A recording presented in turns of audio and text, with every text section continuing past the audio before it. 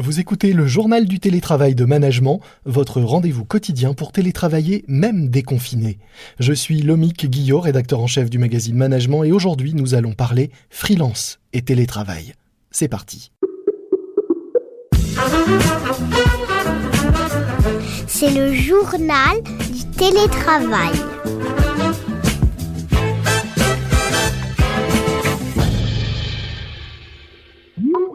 Aujourd'hui, dans notre journal du télétravail, j'accueille Jean-Charles Varlet, cofondateur et président de Crème de la Crème, la première communauté de freelance en France.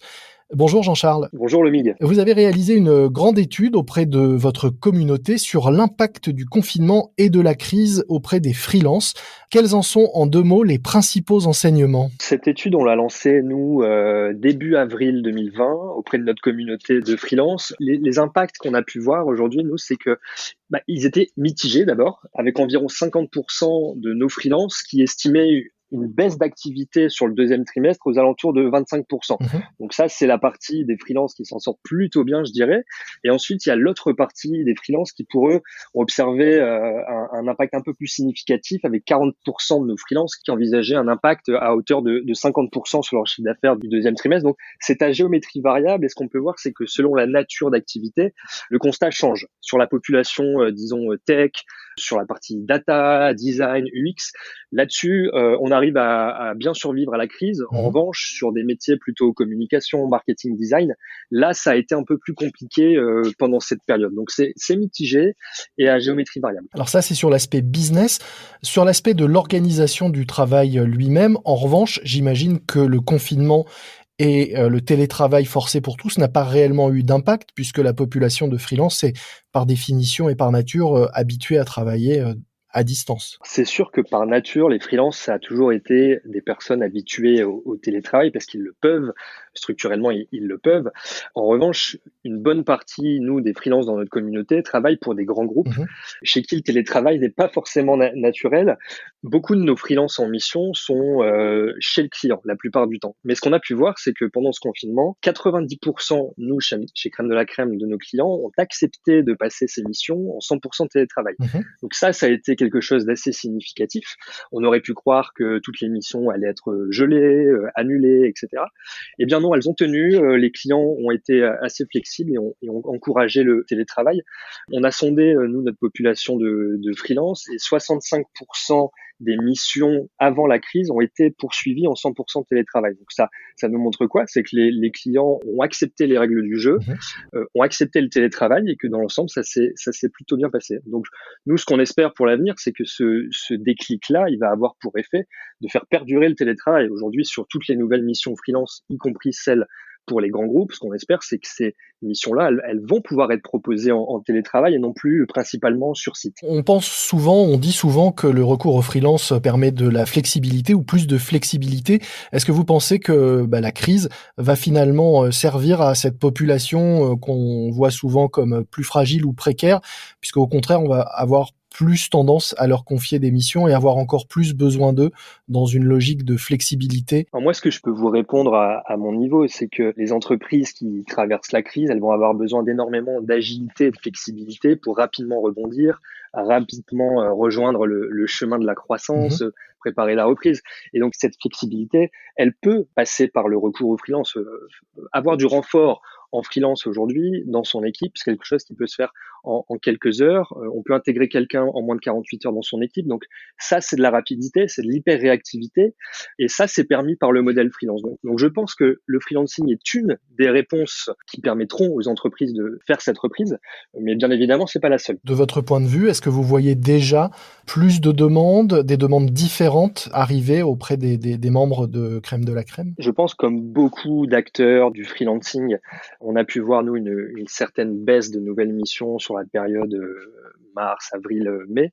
Nous, à notre niveau, par rapport à une activité normale, on a eu entre 20 et 30% de missions en moins que d'habitude. Ça se remet en place petit à petit.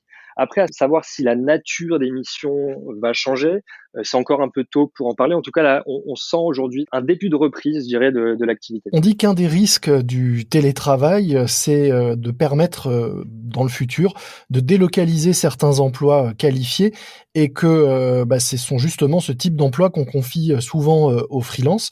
Est-ce qu'il risque pas d'y avoir une sorte de concurrence mondiale désormais sur les missions confiées aux freelances et une sorte de délocalisation à marche forcée de ces missions du fait de la généralisation du télétravail? Alors j'ai du mal à y croire. Honnêtement, aujourd'hui, je ne crois pas que c'est un scénario qui peut se produire à court terme, puisque le télétravail, oui, certes, c'est quelque chose qui se démocratise, mais moi, je recommande pas une adoption à 100% du télétravail. Les freelances, les salariés, les gens en général ont besoin d'avoir un bureau et ont besoin d'être localement près des personnes avec qui ils travaillent. Et donc, de fait et structurellement, je pense pas que du jour au lendemain, on va confier l'ensemble de notre job à des personnes à l'autre bout du globe.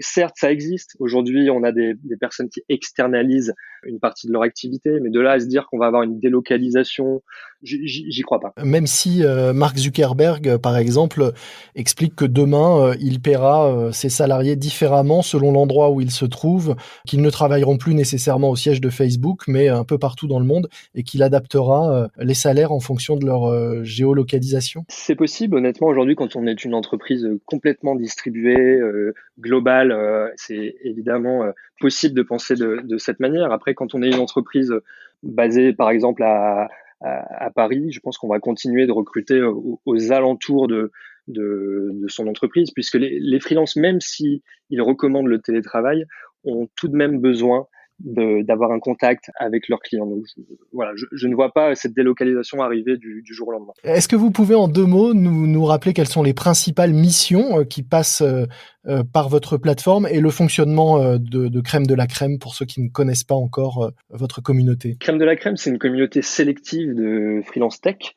freelance spécialisés sur les métiers du numérique. Aujourd'hui, nos clients, c'est principalement les grands groupes, également les startups innovantes, qui sont en recherche d'experts chevronnés pour venir compléter des équipes. Et ça, très, très rapidement. Donc, les métiers les plus sollicités par nos clients aujourd'hui, ça va être des chefs de projets digitaux, des data scientists, des product managers, des UX designers et bien évidemment les développeurs spécialisés sur les dernières stacks techniques.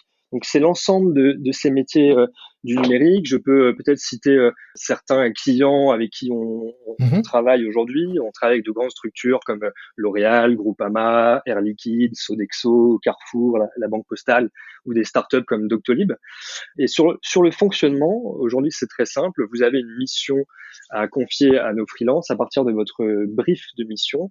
Crème de la Crème vous propose en quelques heures le bon freelance et le démarrage peut se faire dans vos équipes en quelques jours. Une sorte d'agence d'intérim digitale sur des talents très convoités et très recherchés. Sur des métiers assez pénuriques, très recherché et tout se passe via notre plateforme. Donc, le mode de fonctionnement est complètement digitalisé. Merci beaucoup, Jean-Charles Varlet. Je rappelle que vous êtes cofondateur et président de Crème de la Crème, la première communauté sélective de freelance en France. Merci, Lomig. C'est la fin de notre JT, le journal du télétravail de management. Un morceau à ajouter à votre playlist de déconfinement. Puisqu'on parlait de freelance, je vous propose d'écouter I'm Free du groupe The Sop Dragons. Et puis un podcast que je vous recommande, Young, Wild and Freelance, un podcast justement consacré à la vie de freelance.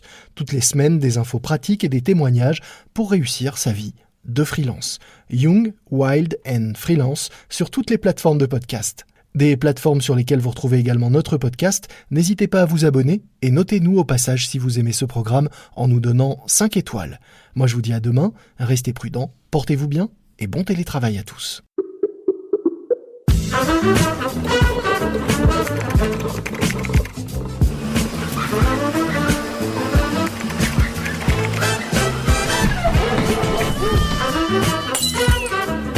C'est le journal du télétravail.